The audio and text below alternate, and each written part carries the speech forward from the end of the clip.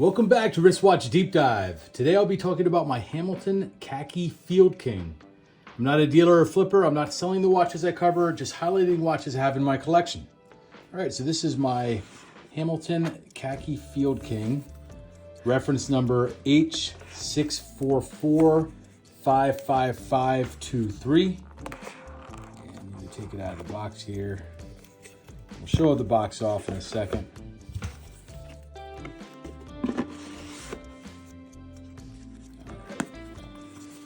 Here's the watch. There she is. All right, 40 millimeter stainless steel case, 11.15 millimeters thick, brown alligator leather strap. This watch came with a brown calf skin, and I'll show it to you when I open the box back up. But I didn't like it. It had a tang, and I wasn't the biggest fan of the color of the strap. So I bought this aftermarket alligator brown leather strap. I liked it better, and I put this deployant clasp on it as well. And I'll talk about a little bit about that in a sec, because there is something about the clasp I'm not the biggest fan of. But all right, so the movement is a Hamilton caliber H40 ETA automatic movement, 80-hour power reserve, scratch resistant sapphire crystal, push down crown with day-date complication at the 12 o'clock position, and it has hacking seconds. So there's the day-date.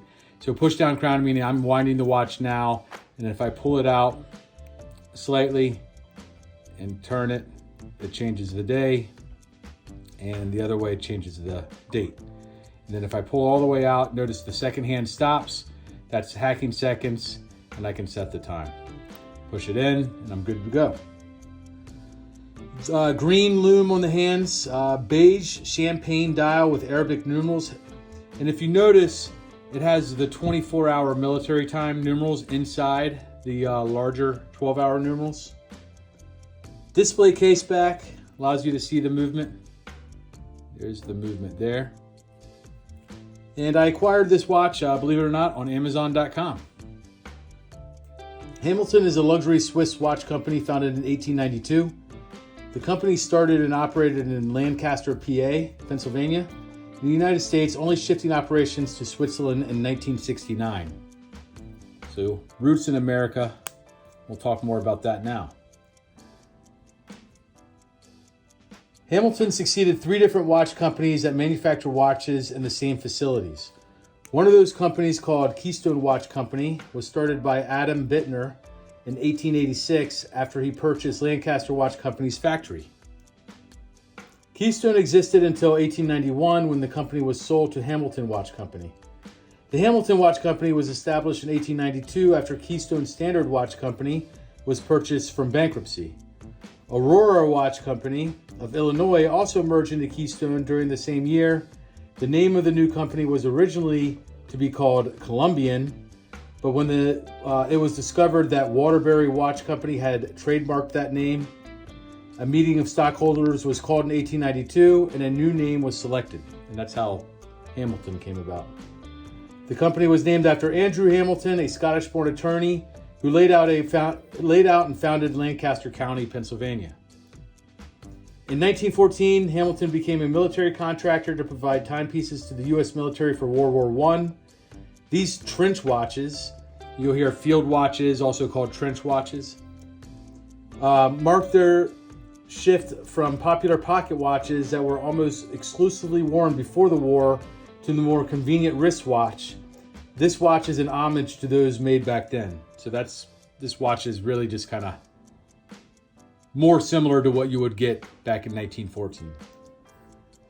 During World War II, production of consumer watches was stopped, with all watch manufacturing being shipped to troops. More than 1 million watches were sent overseas.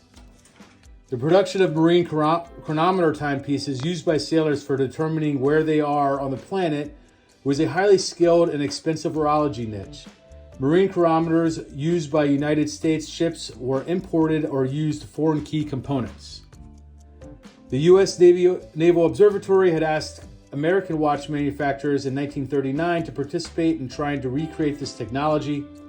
Hamilton was provided with 2 Swiss Elise Nardin marine chronometers to examine. Hamilton was successful in this effort. The U.S. accepted its product in 1942.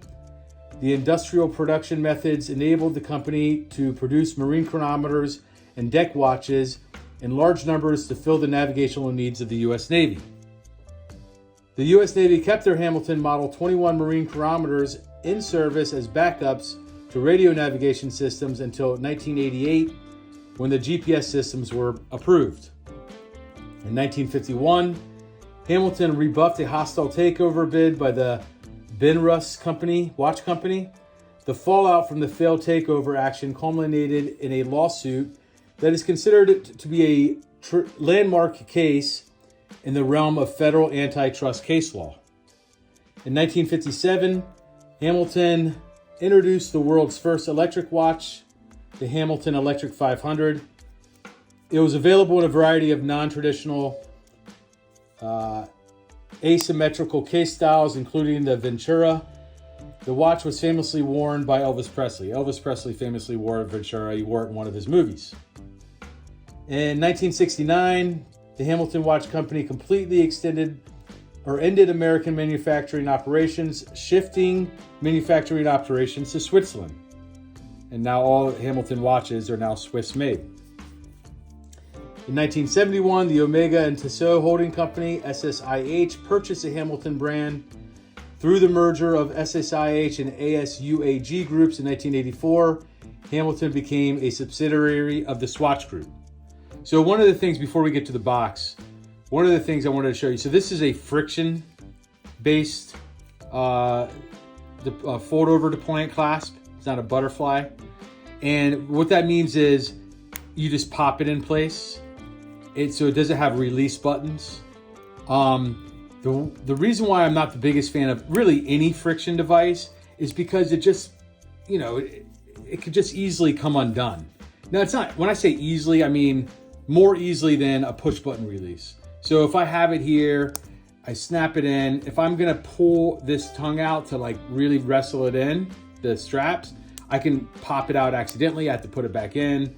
It could pop out accidentally.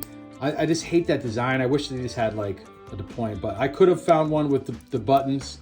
I didn't at the time. It's kind of one of the first watches that I replaced the strap on. So just a lesson I learned. I always look for one with the quick release buttons. All right, why I chose this one. I like the vintage look and the military history with this watch. I like the Hamilton is an old company with American roots. And yeah, that's why I chose it. All right, so we'll talk about the box. Excuse me. Typical box, I say that a lot. One thing I like, typical size, I like this wooden feature. It's very nice. It's better than that cardboard. Excuse me. And here's the strap that it originally came with. I do like the stitching around it, but I'm not the biggest fan of that color. It just doesn't look as nice, I don't think. My opinion, it kind of looks like an orange look to it.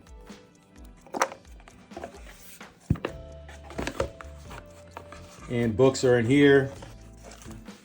And put the pillow back in there.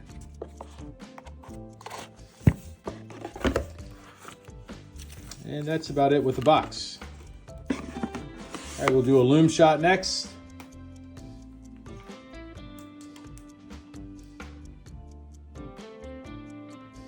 Charge the loom up. There it is. So this is a nice loom. I'd say average. I'm not the biggest fan of green, but it's big. The hands are very easily, nice, bright, easily to see. I do like that the indexes are lit up, but they are a little small. They look big on the camera, but off camera they are a little small. It'd be nicer if they were bigger. But because it's bright and the hands are done and the second hand is done, you can see it sweeping. I would rate this as an average loom. So pretty good, not the best. All right, hit the lights again. All right, so this is my Hamilton Khaki King field watch. Yeah, let me know what you think. Comment on this video. Please subscribe.